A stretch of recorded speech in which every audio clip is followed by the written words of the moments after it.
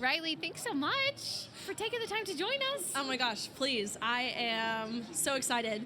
I know I just told you before we were recording, but honestly, you and how you lead with your faith first on virtually every topic, culture, political, social, I admire and I look up to so much. So thank you, Allie. For saying that. Likewise, I look up to you, even though you're a lot younger than me. Oh, please. Just your courage has really, I feel like, grown even more over the past few years. Obviously, it took a lot of bravery to stand up and do what you did when you were in college, but I've just seen you grow so much in your clarity and your lack of care about what people think. Totally. It seems like has really grown over the past few years. Would you agree with that, and what do you attribute that to?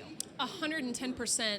I think back to 3 years ago. I mean, this was in 2022. It was a totally different climate that we were living in.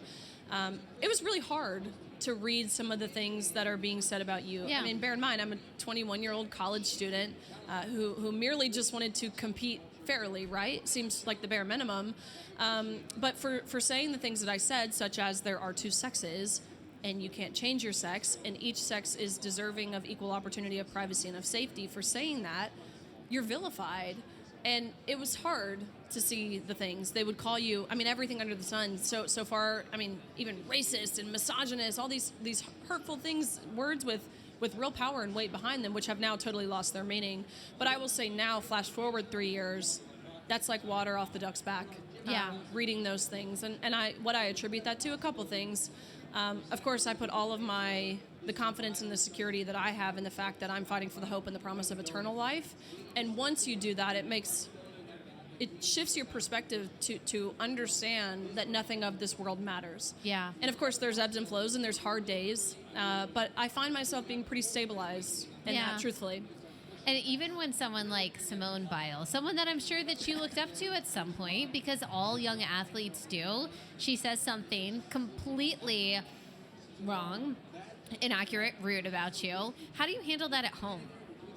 It's so funny because when I got this notification from Simone Biles, which it was this big Twitter or X altercation, and so I get this notification on my phone. It's a Friday evening, and I just see Simone Biles tagged you in a comment. I'm like over the moon excited because you're right. This is someone who I have admired and looked up to for so long as an athlete. Like, she is the best in her sport, bar none.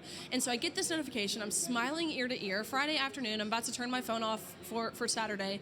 I click on it, and it said something to the effect of, you're a disgusting bully, Riley. Why don't you pick on someone your own size, which would ironically be a man?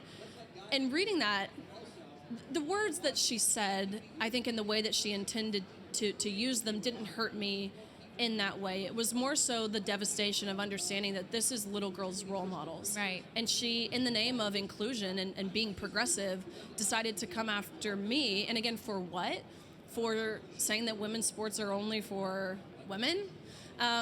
So it's hard to read those things, not to again, the words or how she's intending them to be used. Yeah. But just more so an understanding, like, little girls look up to her. My little sister, she's a gymnast. She's 17 years old. She's an elite level gymnast. She will go on to do incredible things in college and beyond. That's my little sister's role model. And so my little sister approaches me and she's like, look, if I have to take sides, I'm Team Riley. Yeah. And so, of course. Yeah. Okay.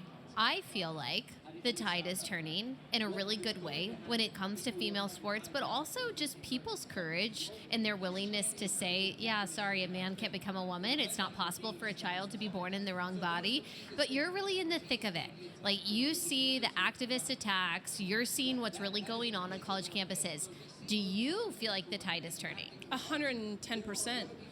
Again, you compare now to a year ago. It's very different. I think we're seeing more people with the willingness and the boldness to say that men can't become women, men can't get pregnant, women don't need prostate exams, tampons don't belong in boys' bathrooms.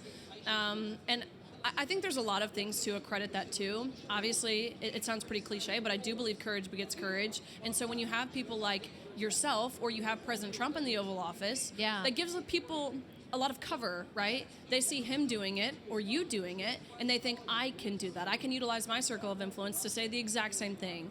And so I see that.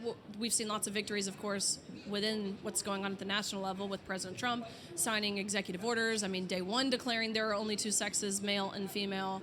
Executive order barring men from participating in women's sports within any educational program that receives federal funds.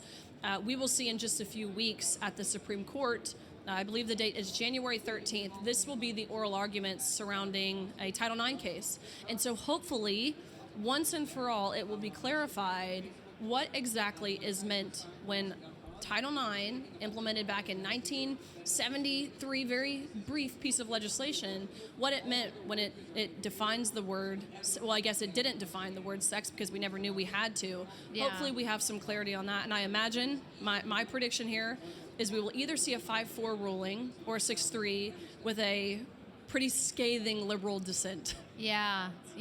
I'm so interested to see how Democrats will play it, since this is becoming one of those 80-20 issues. So you've got 80% of the country that at least can acknowledge women's sports need to be protected. You have someone like Gavin Newsom, who's obviously gunning for 2028, and he's out there on a podcast trying so hard to play it in the middle. On the one hand, he says, I'm the most pro-trans governor, but also we need to protect women's spaces, which doesn't make any logical sense. No. So, what is your thought about how this is going to play out politically? Do you think Democrats are going to have to just relent and say, okay, this is not going to be our winning issue? Well, do I think that's what they need to do? Absolutely. Truthfully, I thought that's what they were going to do following President Trump's, really this red wave that we saw in November of 2024. I've said it before, and I will say it again. I think people turned out to the polls then to support President Trump, of course, and to support his America First agenda and to support his cabinet. But more so, I think people turned out to the polls to reject absurdity.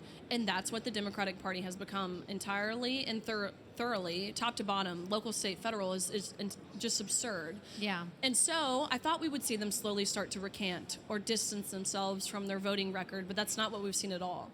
Really, they have leaned in to the extremism and the radicalism. Obviously, look at what just happened in New York City, which really doesn't come as too much of a surprise, where a self-described Muslim socialist just won mayor. But I think more of a condemnation of humanity is what we just saw in Virginia in their attorney general race. I believe this to be one of the most, actually probably the most violent and extreme rhetoric we have seen from any major level race of any candidate, again, at any level. And the state's top law enforcement officer, that being the attorney general, saying that he wishes to watch the children of his political opponents die in their parents' arm. Yeah. And he won. So they're leaning in to the radicalism. It's a pretty terrifying thought, but again, it just proves that it's up to us, all of the people here, myself, to not become complacent. I think so often we see, obviously, President Trump in the Oval Office, and we think these things can't happen to us. You know, you live in Texas, I live in Tennessee. We don't have to worry about any of this woke stuff. That's when you're most susceptible, I believe. Yeah. So we, as Christians, I think most importantly, we cannot become comfortable or complacent. Mm-hmm. How has becoming a mom, having a little baby girl, helped shape or solidify or even change how you see the world? It changes my perspective on literally everything. I think I approach the conversations that I find myself talking about with my own personal experience. Yeah. I don't think about me anymore. I think about my daughter, right? Even the issue of men and women's sports. I came at it at the forefront of my mind is what the impact and the negative direct experience we had. Now I approach that conversation of the world that I want my daughter to inherit. A fair and righteous and just and moral and safe world for her. That has shifted my worldview entirely on every single topic. It intensifies the fight, the need for it, the timeliness of it.